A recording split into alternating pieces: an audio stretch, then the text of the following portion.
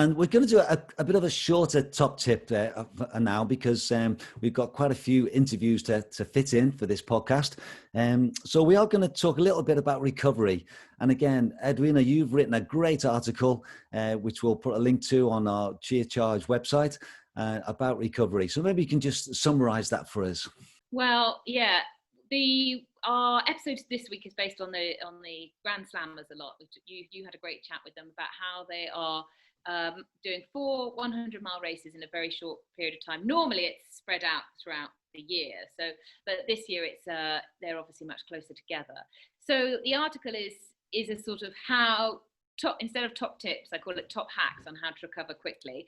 And a caveat is that you can't push the body into recovery. There's also no blueproof to suit everybody's different, how quickly they recover. There's so many variables, so you can't sort of read up and go, oh, this is how I'm going to recover. But and you just said just before we came online that they both approached their recovery very differently, the 2 Grand Slammers, and they both had very different results. So it's really different on an individual basis. But we sort of look at the four main topics of recovery, which are sleeping, eating, moving. And then for this one I put evaluation, because I felt like, what could you do that isn't training? What can you do to get some free minutes or get the body back in shape without actually going out running? And so thinking of different ways of doing that. But we'll start at the top with sleeping. This is your number 1 recovery tool. It's free. We all love doing it. It's not something that's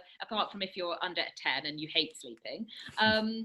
Sleeping is when that growth hormone is released, which is going to help your body recover, help your muscles and your tissues to regenerate. So if you can go to bed a little bit earlier, and I say to people, even just get into bed, don't take your phone, leave your phone downstairs and get your legs up and get some extra rest in.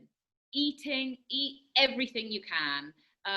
After race, I don't know if you do, John, but I just eat whatever I can get my hands on, and I treat myself to whatever I feel like, because the body's very clever and it will tell you. Most people will want a burger for that iron. They'll be like, I want meat.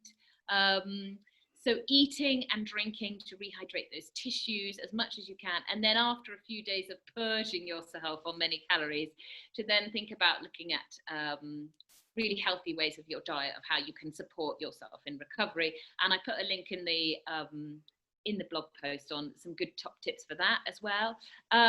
Getting moving as soon as you can after a race. Just I always, rule of thumb is I just try to live a normal life, and after a 100-mile race or a really long multi-day or something, I find the first 3 or 4 days of the week, I'm not in the world. I find it hard just to get myself dressed and just get moving. So just getting back to living a normal life, and then adding in some cross training, and walking is very underrated as a great form of recovery.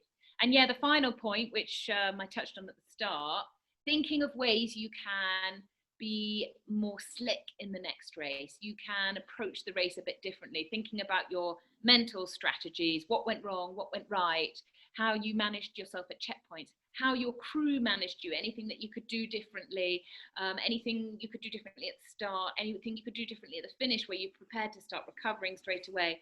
All sorts of little things that can make a big difference to your race. So those are some top sort of hacks, but as I said at the beginning, recovery, it really takes time, and it's a patience and it's a waiting game, and it's different to everybody. And as we get older, sadly, it takes longer to recover. It must take you years now, John, to recover. Yeah, thank you very much. Yeah, I must admit, I think it's one of those things which over the last 12, 13 years of running ultras, that it's something which I've recognized as I've got older, I need more time. And I would say some of the ones I've done now, like particularly Dragon's Back last year, that was a 6-day event. It did take me a long, long time to recover from that. There's the rule of thumb, isn't there? For every mile, you need a day. And so if you do a 190-mile race, then it's going to take you best part of 6 months, and I think there's something to that, actually. And I think that idea. And I think for the the grand slammers, they can they're obviously quite a few of them are recovering quite well in between the races, and they might actually even get better as the races progress. But I think it's important to keep thinking long term, and that what they might feel like next year, and that knock-on effect of doing these back-to-back races, and keep thinking, you know, my health is the most important thing here. So though you might feel recovered, to keep supporting yourself with those strategies of extra sleep and really good food, and moving and cross training, not just running all the time. Yeah. Great. Well, there's just a few of our thoughts, and I would encourage people to read that blog post from Eddie. It's great, and there's some really good points in there, so well worth reading.